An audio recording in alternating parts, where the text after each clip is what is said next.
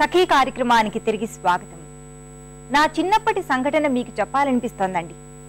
నా చిన్నప్పుడు వేసవి సెలవులకి మా తాతగారి ఊరు వెళ్ళాను. ఇంటి ముందు అరుగుపై కూర్చొని చందమామ కథలు చదువుకుంటున్నానండి. నా పక్కనే మా పిన్ని మల్లెపూల మాల కడుతూ ఉంది. కాస్త దూరంగా మామిడి చెట్టు క్రింద పడక కుర్చీలో పడుకొని మా తాతగారి స్వహస్తాలతో తయారు చేసుకున్న చుట్టని తన్మయంగా తాగుతూ ఉన్నారు. ఇంతలో మా అమ్మమ్మ నుదుట కాసింత బొట్టు తడి జుట్టుతో జారుముడేసుకుని హారతి పళ్ళెంతో మా దగ్గరకు వచ్చింది. ఈ కార్యక్రమం చూసేయండి, ఆ తర్వాత ఏం జరిగిందో చెప్పుకుందాం.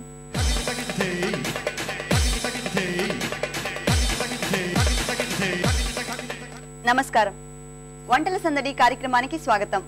ప్రతిరోజు ఒక ప్రత్యేక వంటను పరిచయం చేసే మీ వంటల సందడి ఈ రోజు కూడా ఒక డిఫరెంట్ రెసిపీతో రెడీగా ఉందండి. అది తయారు చేసి చూపించడానికి మనతో పాటు విజయ గారు రెడీగా ఉన్నారు. ముందుగా విజయ గారిని పరిచయం చేసుకుందాం. హలో విజయ గారు.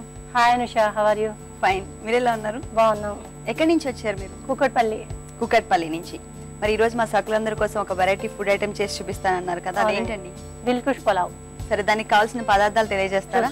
నానబెట్టిన బియ్యం, నూనె, పచ్చిమిరపకాయ ముక్కలు, నెయ్యి, బాదం, లవంగాలు, దాల్చిన చెక్క, ఉప్పు, ఉల్లిపాయ ముక్కలు, కమలా జ్యూస్. ఓకే, పులావ్కి కావాల్సిన పదార్థాలు తెలుసుకున్నాం కదా, మరి స్టార్ట్ చేసేద్దాం. చేద్దాం. ముందు ఏం ప్రాసెస్ ఏమైనా ఉందండి? ప్రాసెస్ అంటే ఏమైనా మిక్స్ చేసుకోవాల్సిన మిక్స్ ఏం అవసరం లేదండి, డైరెక్టా? ఓకే, స్టవ్ ఆన్ చేస్తాం. Stove on.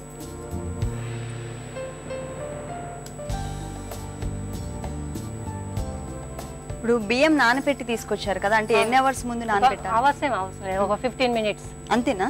Okay okay. నేతితో వేస్తున్నారు? అవును. మరి ఆయిల్ యూజ్ చేయరా? కావాలంటే కొంచెం యూజ్ చేయొచ్చండి. అసలు నెయ్యి మంచిది అంటారు కదండి. నెయ్యి మంచిది అంటారు, ఫ్యాట్ అని కూడా అంటారు కదండి. లేదా ఎముక పుష్టికి నెయ్యి కావాలి అంటున్నారు కదా. Okay okay. మనం కావాలంటే కొంచెం నూనె వేస్తాం. ఎక్కువ వద్దు అనుకుంటే కనుక నెయ్యి, ఆయిల్ కూడా యాడ్ చేస్తాను. కొంచెం వేస్తున్నాను. ఓకే.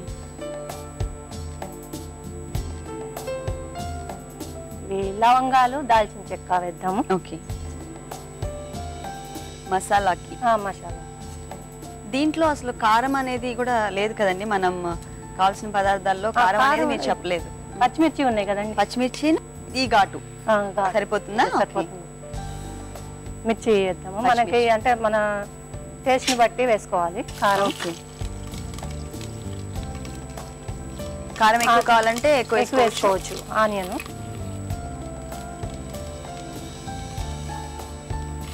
అవి వేగాల? ఇప్పుడు బాగా వేగాలి.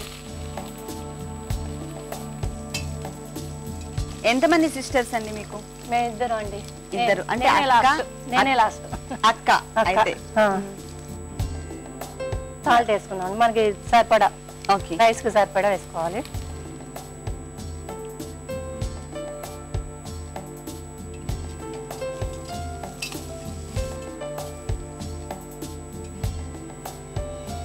ఇది బాదం పీసెస్ వేద్దాము, బాదం ముక్కలు.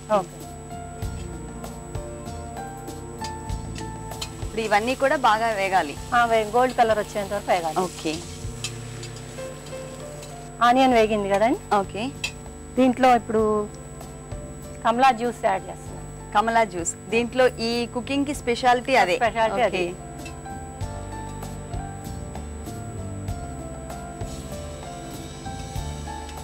జ్యూస్ వేసిన తర్వాత ఎంతసేపు? లేదండి, ఇప్పుడు మనం వెంటనే వాటర్ వేసుకోవచ్చు. వాటర్ వేసుకోవచ్చు రైస్ కి సరిపడా.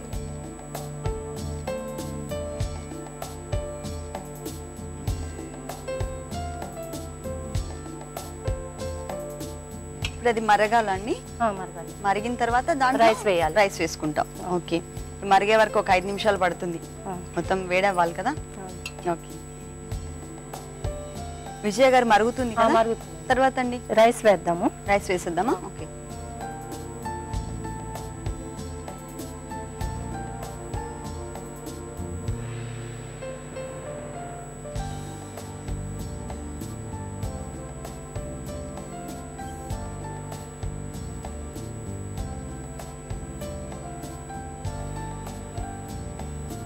మొత్తం కూడా మిక్స్ చేస్తాం. మిక్స్ చేద్దాం కలిపి. ఓకే. ఇట్లా మూత పెట్టొచ్చండి. పెట్టొచ్చా? పెట్టేద్దాం. కలిపేసి ఓకే సార్ మొత్తం ఎన్ని విజిల్స్ రావాలండి మూత పెట్టి? ఒక 2-3 విజిల్స్ అండి. మామూలుగా రైస్ లోనే ఇప్పుడు మనకి విజిల్స్ రావడానికి ఎట్లా లేదని ఒక 10 మినిట్స్ పడుతుంది.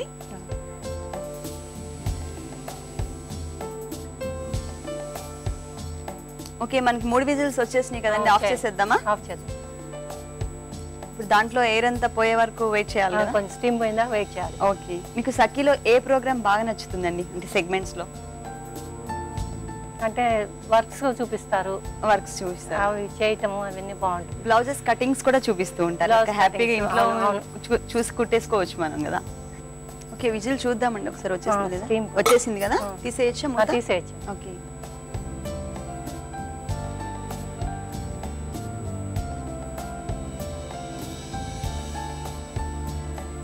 మంచి స్మెల్ వస్తుందండి, ఆకలేసేస్తోంది.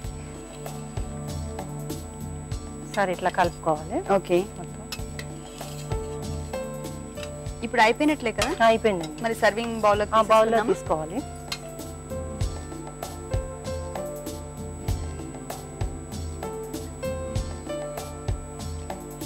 ఎక్కువ పదార్థాలు కూడా అవసరం లేదు మనం ఈ ఐటెం చేసుకోవడానికి. ఇంట్లో ఉన్న వాటి చాలా సింపుల్ చేసుకోవచ్చు.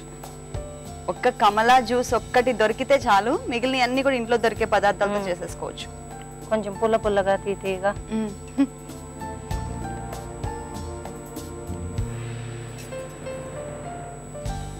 డెకరేట్ చేద్దామా? డెకరేట్ చేయాలి. గ్రేప్స్, యాపిల్స్, అలాగే దానిమ్మ గింజలతో, ఫ్రూట్స్ తో.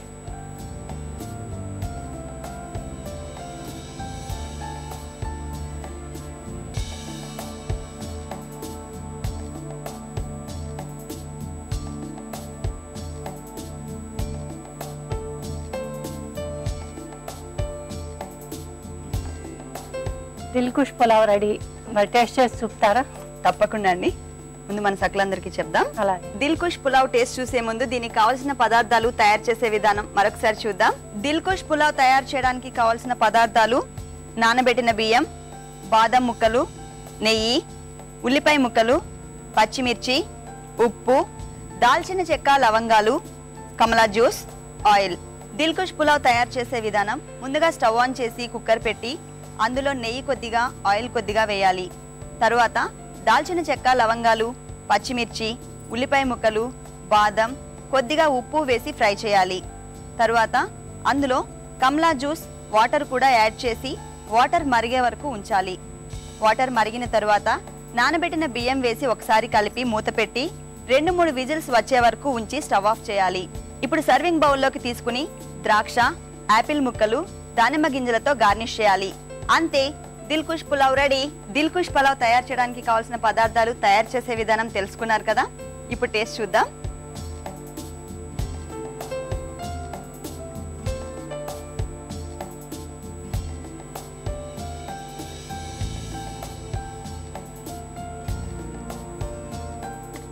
విజయ గారు, పలావ్లో చాలా సింపుల్ గా మన ఇంట్లో దొరికే ఐటమ్స్ తో చాలా టేస్టీగా మంచి ఐటమ్ చేసి చూపించారు మా సకలందరి కోసం. థ్యాంక్ యూ వెరీ మచ్ అండి.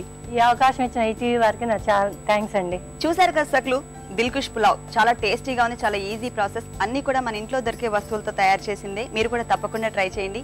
మీరు వంటల సందడి కార్యక్రమంలో పాల్గొనాలంటే మాకు కాల్ చేయాల్సిన నంబర్ 0402355556540కి కాల్ చేసి వంటల సందడి కార్యక్రమంలో పాల్గొనండి.